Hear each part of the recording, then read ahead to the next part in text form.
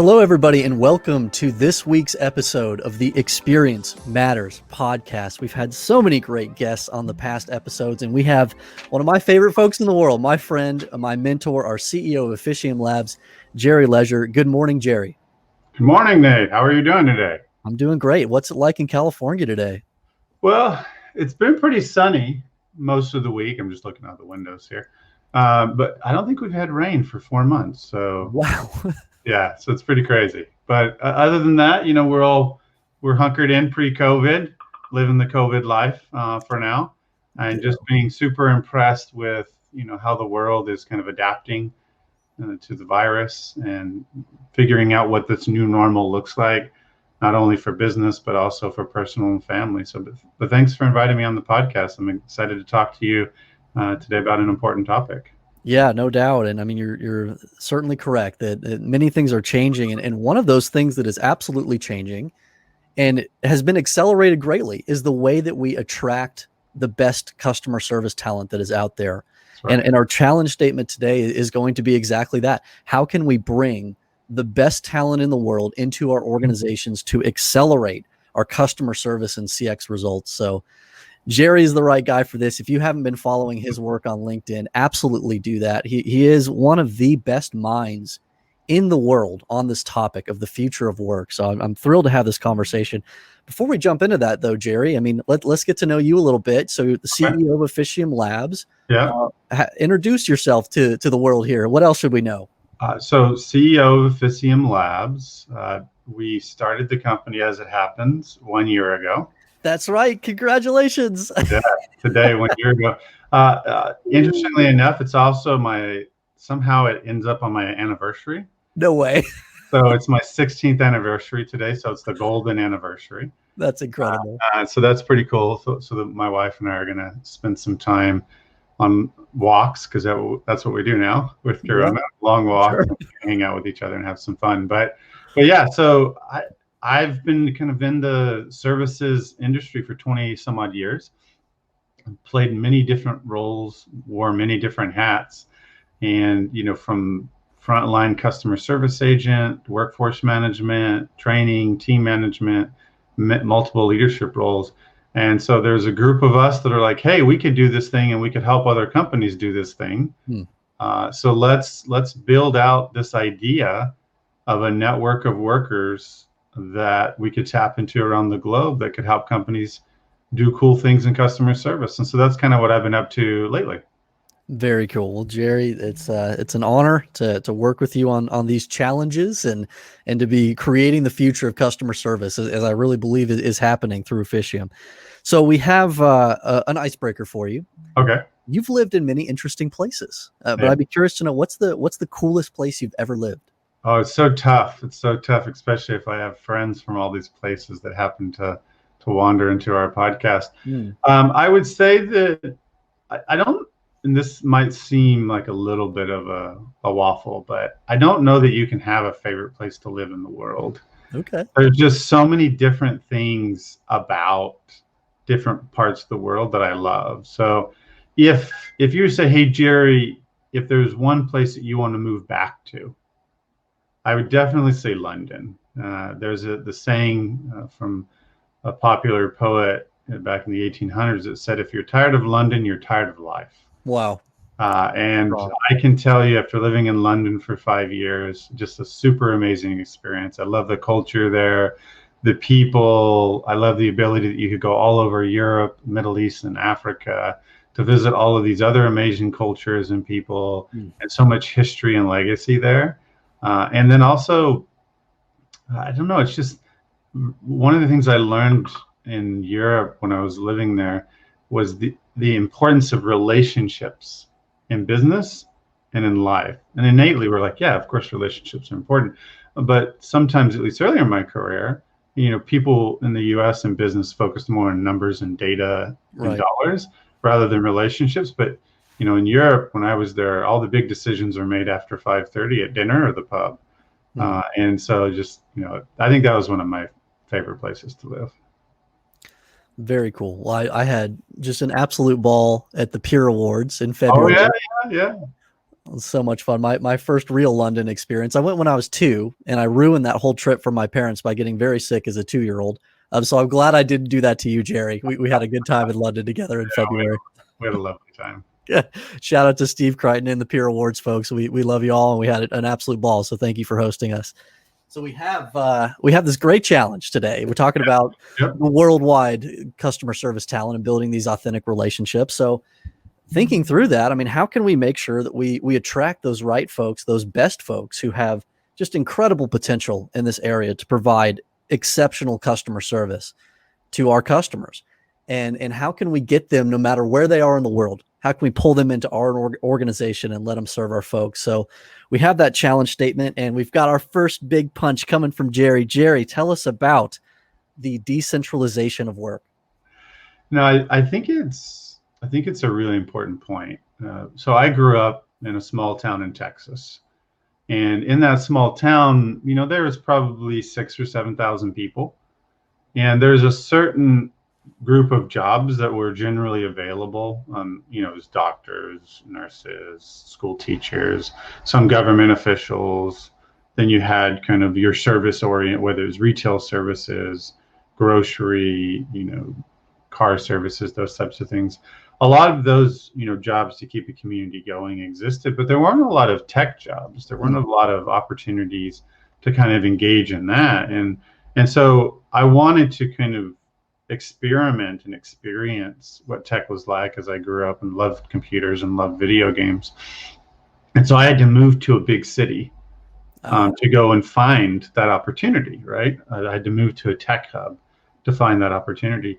And so I think that as we've kind of been migrating, there's been a lot of conversation about the future of work lately, but as we've seen the trends of where people want to work and how people want to work, you're seeing this trend. If you look at Glassdoor in 2011, 25% of people were kind of in these types of roles were working, from home, and now it's 50 to 60% depending on what type of role, right? So there's this appetite for more remote, more flexible type of work, but there wasn't always an avenue or a platform to enable that. So I think the big punch is you have to widen the talent pool. You have to say, as a company, I'm going to recruit from more than 25 miles from where my headquarters is based, and I'm going to think about the global talent pool and the competence and the capability that sits inside of that talent pool. So leveraging, a company like Officium, who has a network of workers, and TalentPlace that can provide that, or any other company really that has that ability to deliver kind of that flexible pay-as-you-go resourcing in these different geographies around the world, widens that pool of that capable talent and diverse talent that you can bring into your company. So I think punch number one is widening the talent pool. So true. I was in a telecom in November and had this fascinating conversation with the support director there, where she really wanted to widen the talent pool. She said, we cannot get the talent we need in this town that we live in. But she just couldn't figure out a way to do it. Well, that was November. Fast forward the clock. It's interesting what has happened. All of a sudden, all these barriers to our ability to tap into remote talent were just kind of mystically removed. That's right. As we were forced to go through this process of moving our... Everyone said to pivot. Exactly. So I think it's kind of a cool acceleration of a principle that was overdue, that needed to be happening, and now really is. So good. One benefit coming out of a lot of challenge and a lot of pain for a lot of folks, but I think it's accelerating what was already bound to happen in our space, which is this widening of the talent pool, and hopefully will create some really great, exciting opportunities for a lot of wonderful people that will do fantastic in this work. I think so. I think you find, I think this probably wanders into punch number two, right? It does. You find that when you give opportunities to individuals, let's say for me, if I was, in a Texas town, and I decided to stay there, right, instead of move to the big city, if I had a tech opportunity, kind of the purpose and the meaning that I would be getting out of my professional life, being able to live where I want to live, kind of gives me the ability to say, hey, this is cool. I want to stay working with this company. So kind of that second punch is by widening that talent pool, you get to retain that talent pool.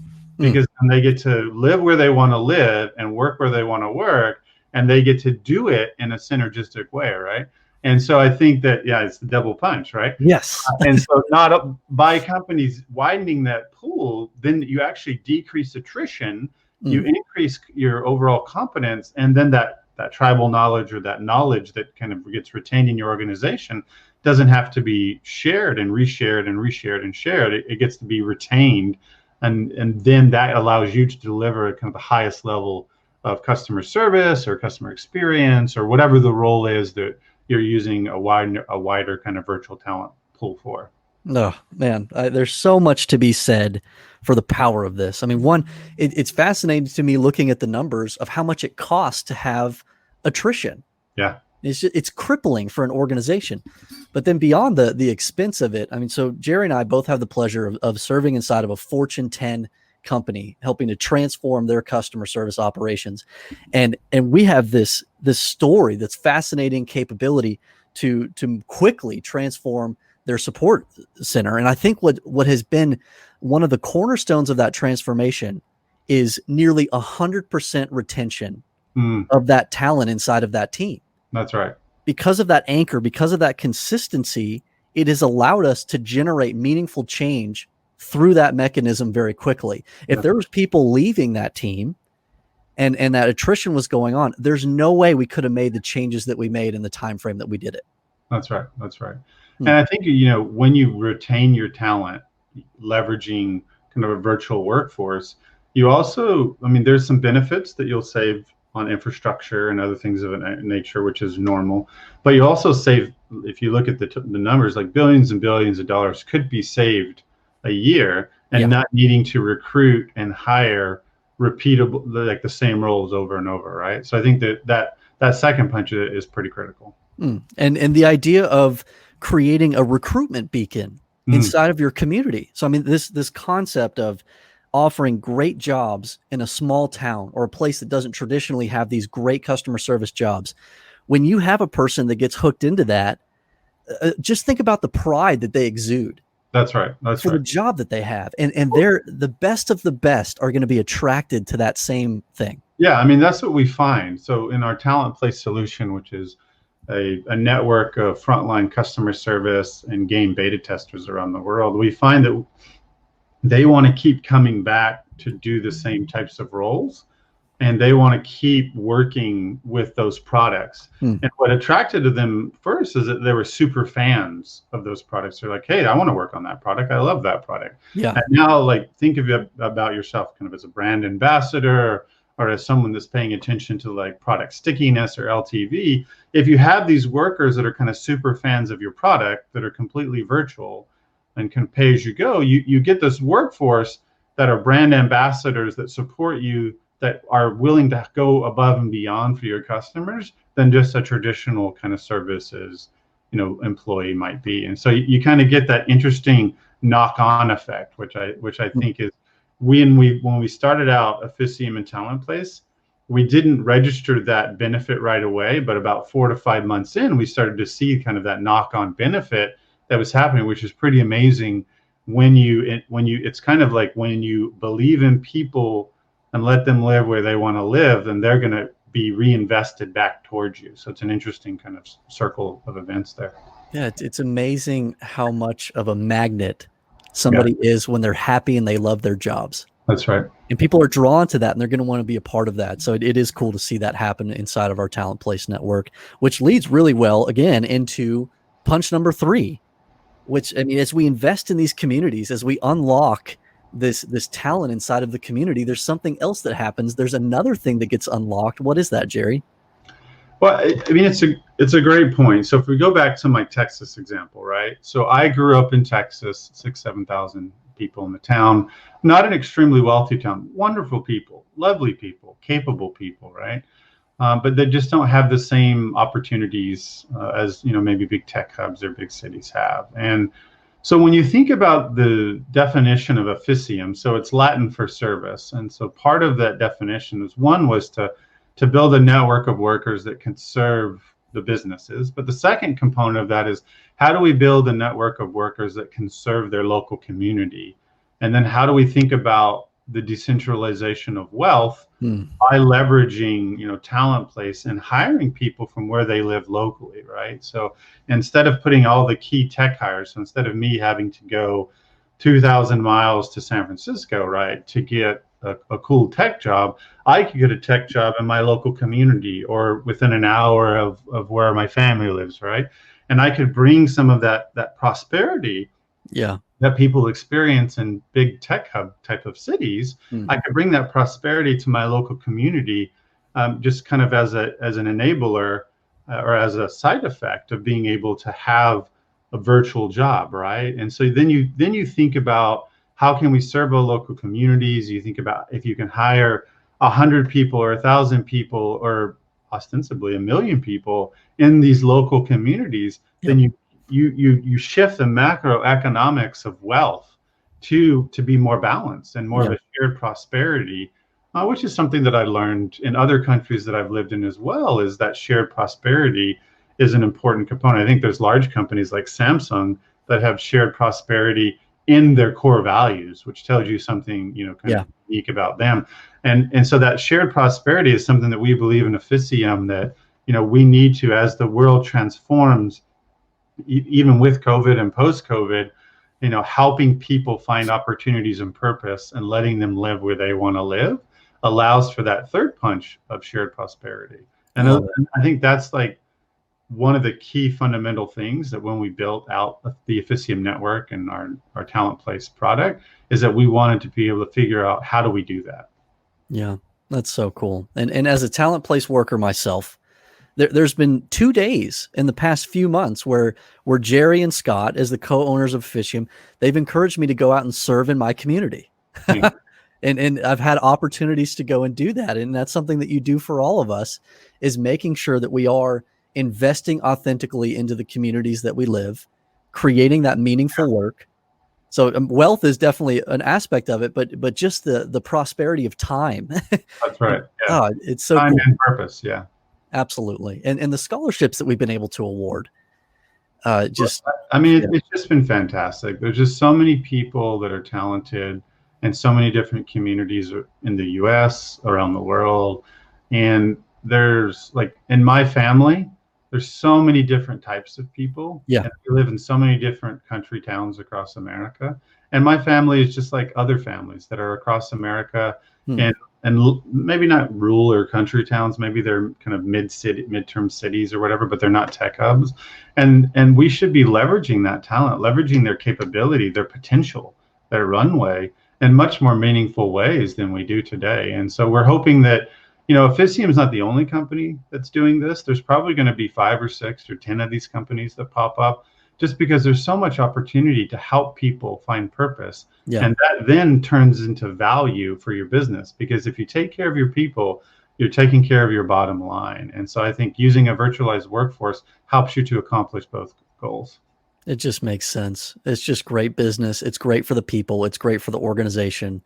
I feel like in a way you're the John Mellencamp of customer service. I don't know about that. Isn't he the one that sings, I was born in a small town, yeah, died in a small town? Okay. Fair enough. I was going between that and Bruce Springsteen. I couldn't remember which one it is. I think it's John Mellencamp. Good. Okay. Nailed it. Yeah. Well, amazing. Well, Jerry, I mean, as we close out this episode here, is there anything that you wanted to leave the audience with? I think you touched on an interesting point, which is really important. And that's, I was reading a book and it was talking about the importance of bringing joy into the day-to-day life. And I think that just seems so relevant now with what's going on with COVID and how difficult and challenging it is for everyone that's involved.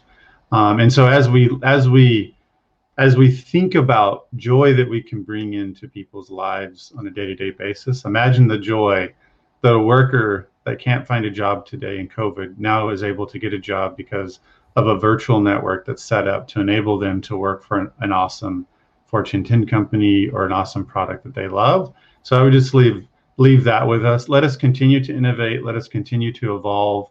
Officium doesn't have all the answers, but we're going down a journey that we imagine other companies are starting to go down.